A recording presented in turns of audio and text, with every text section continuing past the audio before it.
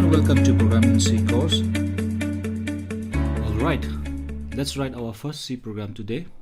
Today I'll tell you how to write a C program online, how to save a C program, how to run a C program, how to download your C program, and how to write a C program offline and upload to online and run. So let's go to online GDB website and write our first C program. This is the online GDB website.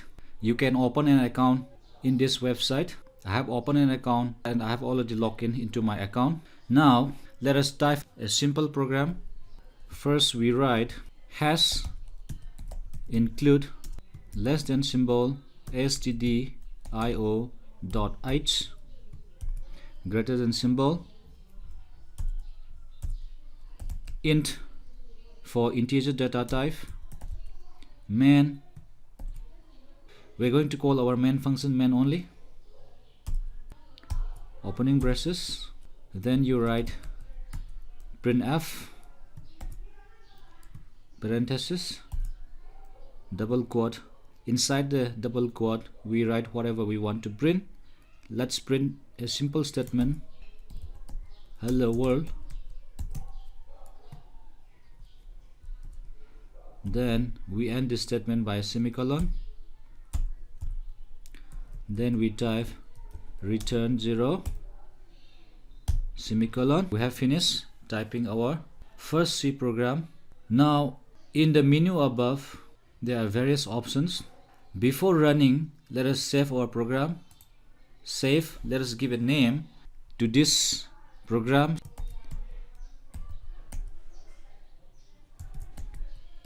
Hello world, and let's save it.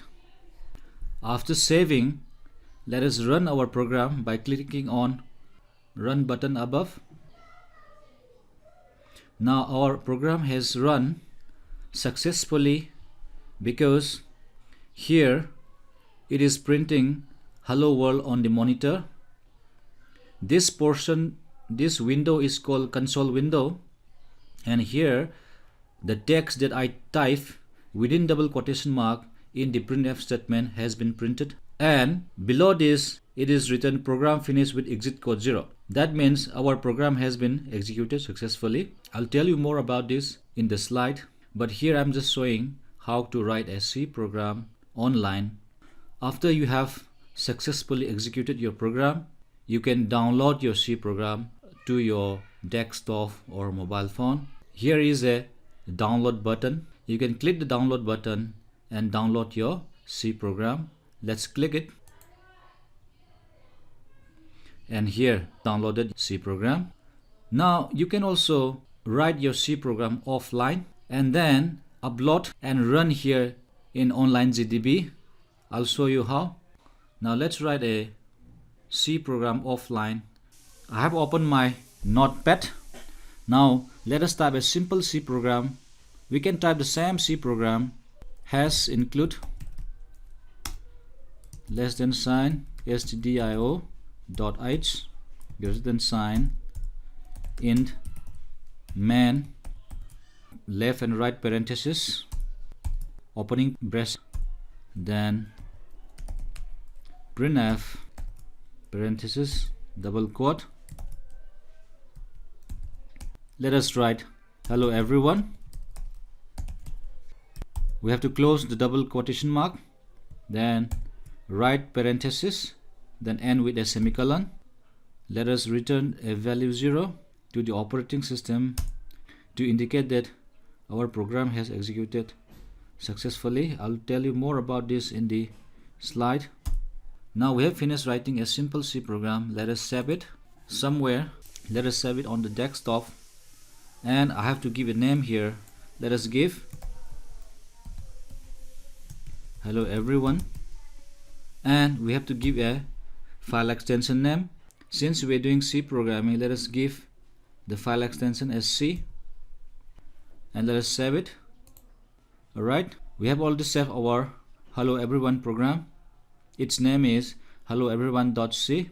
Let us close it. Before we upload our C program, let's go and create a new project. And here let us upload our C program. Here is our hello everyone C program. Let's open it. Now we have successfully uploaded the C program we have written in our notepad. Now we can save this. Hello everyone, then save it. Now before we run our C program, we have to select the C language. There are various languages here. We have to select C language and then run. Now our program has been executed successfully. In the console window, our C program has printed hello everyone. That's how we type a C program online in online GDB and save it and run it. Now we can download whatever we have written using the download button here, and also we can upload a C program by first writing in notepad, saving as some program name .c and uploading here after creating a new project. And remember, you have to choose the language C from here, and then after uploading you save the program first, give it a name, and then run it. After you have run it successfully, again you can download the C program you have written by clicking on the download button. Now that's all for compiling a C program online in online GDB website. Let us go back to our slide. Now I will explain to you what we just did when we write our hello world C program. The first statement I wrote was has include less than symbol stdio.h greater than symbol. This statement includes the contents of the header file stdio.h in the program. Has include is the preprocessor directive to include the header file stdio.h. stdio.h means standard input output header file. After that I wrote int main left and right parenthesis. Int is the data type to be returned by our function main. We are calling the main function of our program as main only. Now inside the function there are two statements. The first statement is printf statement. This printf statement is a built-in library function which is included in standard input output header file. That's why before we write our programming code, we are including the header file stdio.h so that we can use the printf library function. Printf means print formatted text. So by using this printf function, we want to print a string of characters, and whatever string we want to print, we have to enclose it inside a double quotation. Remember, last time I told you double quotation has a specific meaning in C language, and that specific meaning is whenever we enclose something inside a double quotation, it means it is a string of characters or text. And then we end this statement with a semicolon. Semicolon indicates that it is the end of this statement. The second statement is return 0 semicolon. Remember, after every C statement we have to end it by a semicolon. What this statement is doing is it is returning a value 0 to the operating system if our program is executed successfully. If our program is not executed successfully, then it will return a non-zero value to our operating system. Remember, when we write the main function, we prescribe that the data type it is going to return is int data type. That's why in the return statement we're returning an int data type value 0. So far we have covered numeric constants. Numeric constants are of two types, integer constants and floating point constants. Today we are going to do character constants. Character constants are also of two types. The first one is single character constants and the second one is string constants. Let us first do the single character constants. A character constant is a single character enclosed within a pair of single quotation mark. For example, uppercase A within the single quotation mark, lowercase x within a single quotation mark, the digit 3 inside the single quotation mark, a blank space inside the single quotation mark, and a semicolon inside the single quotation mark. Character constants have integer values known as ASCII values. ASCII stands for American Standard Code for Information Interchange. Remember, char data type has memory allocation of 1 byte, that is equal to 8 bits.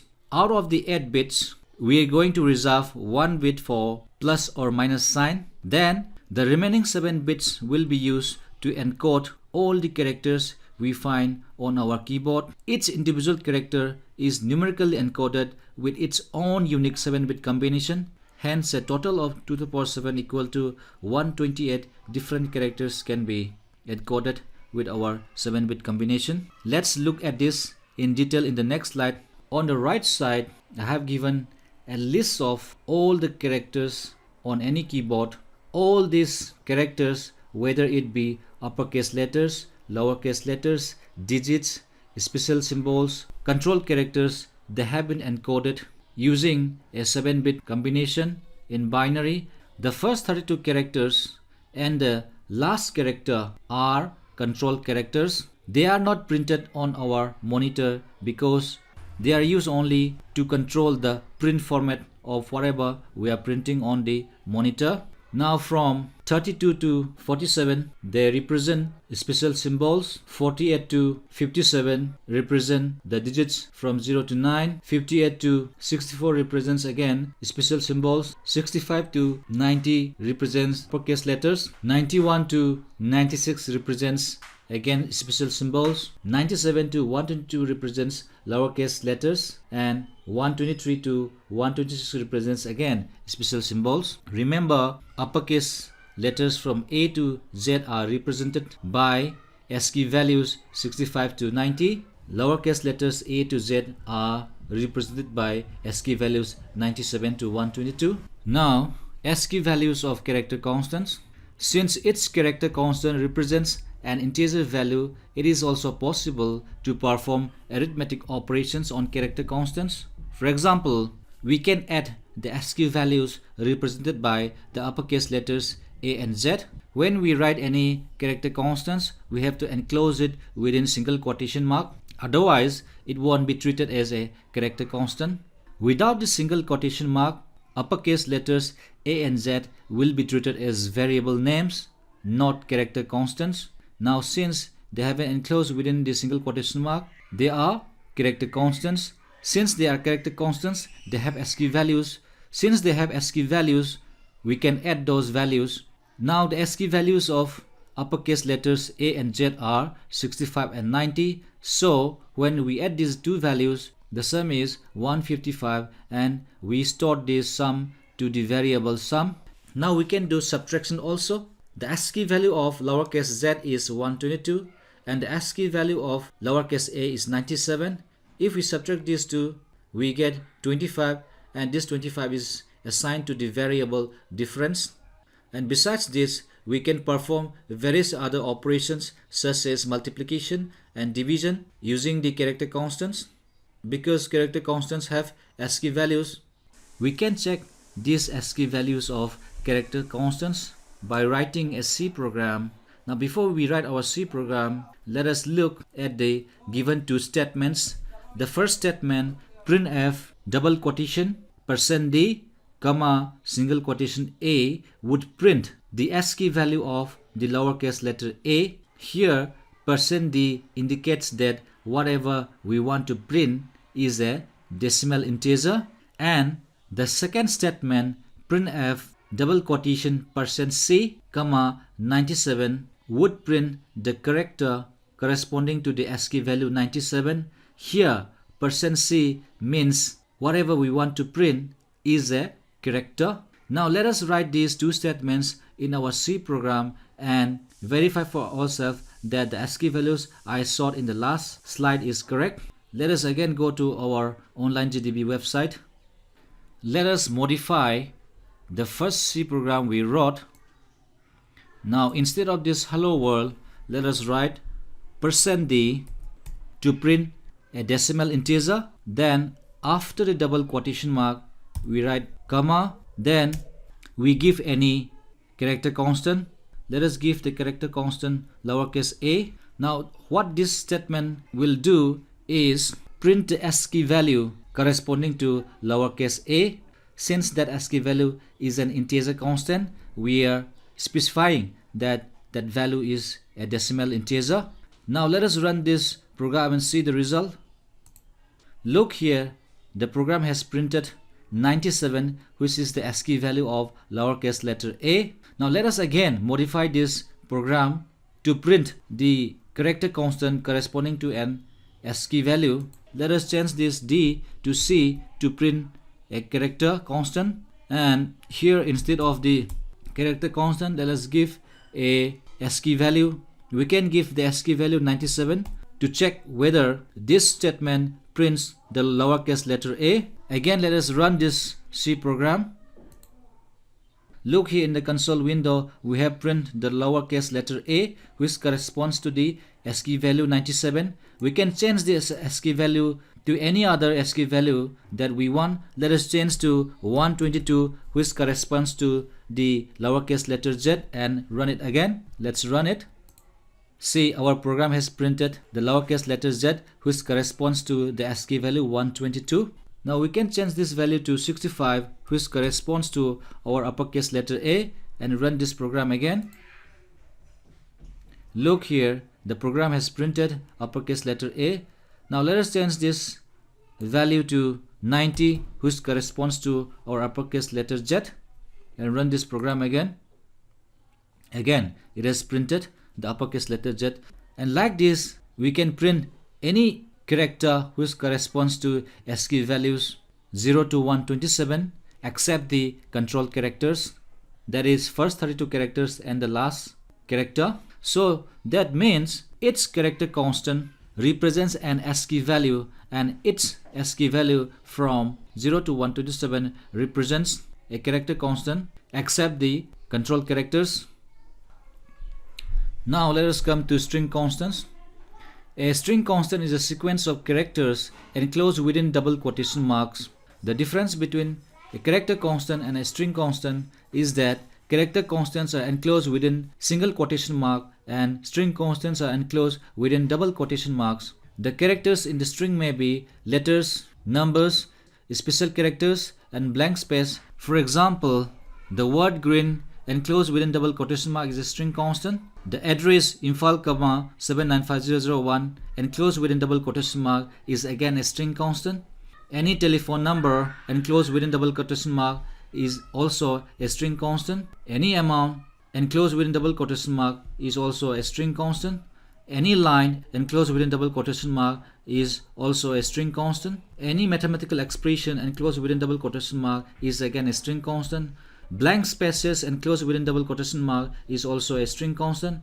And more than one line, line 1, line 2 enclosed within double quotation mark is also a string constant. The backslash n in between line 1 and line 2 is the escape sequence new line to print the line 2 in the next line after printing the line 1. The compiler automatically places a null character at the end of every string constant as the last character within the string before the closing double quotation mark. To mark the end of a string constant, the compiler automatically places a null character, that is \0, at the end of the string before the double quotation mark.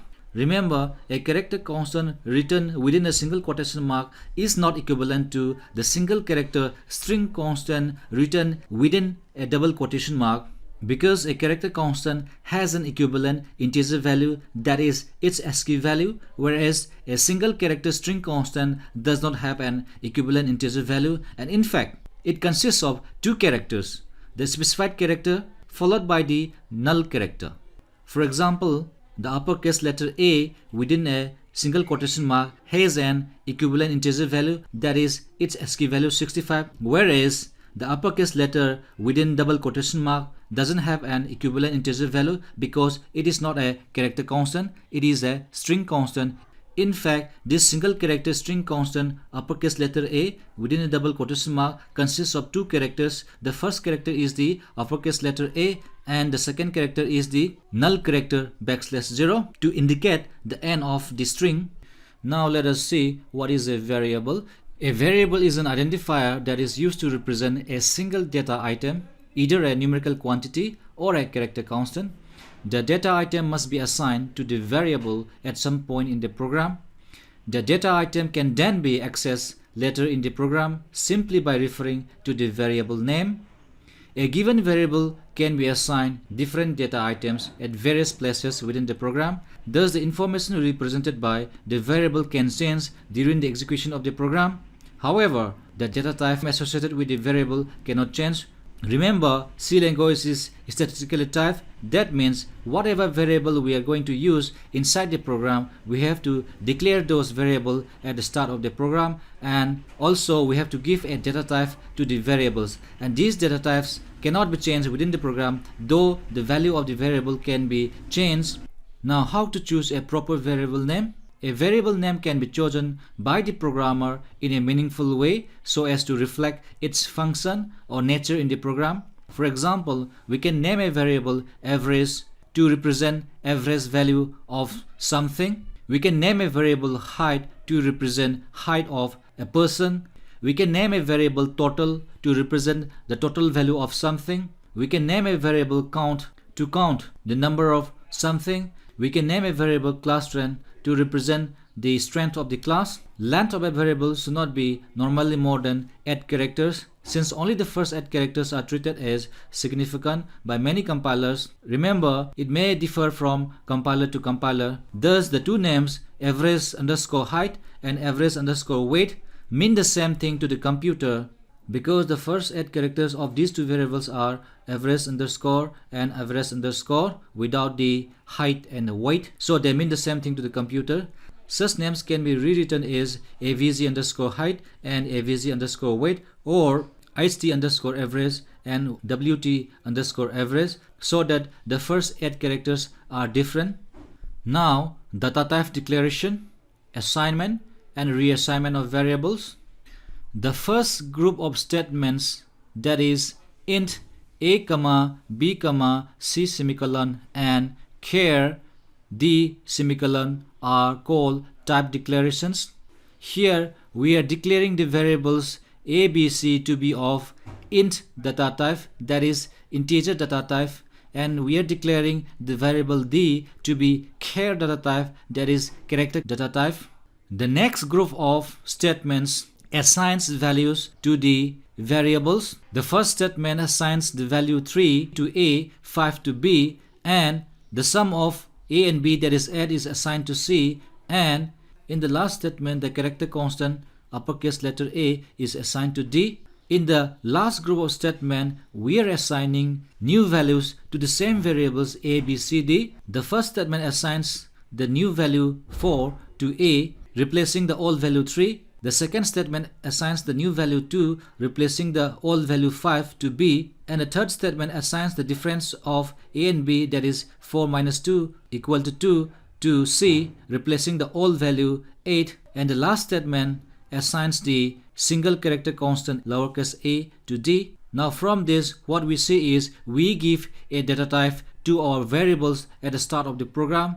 Then after that, we assign values to these variables in accordance with the data type we have given, and after that we can reassign new values to these same variables.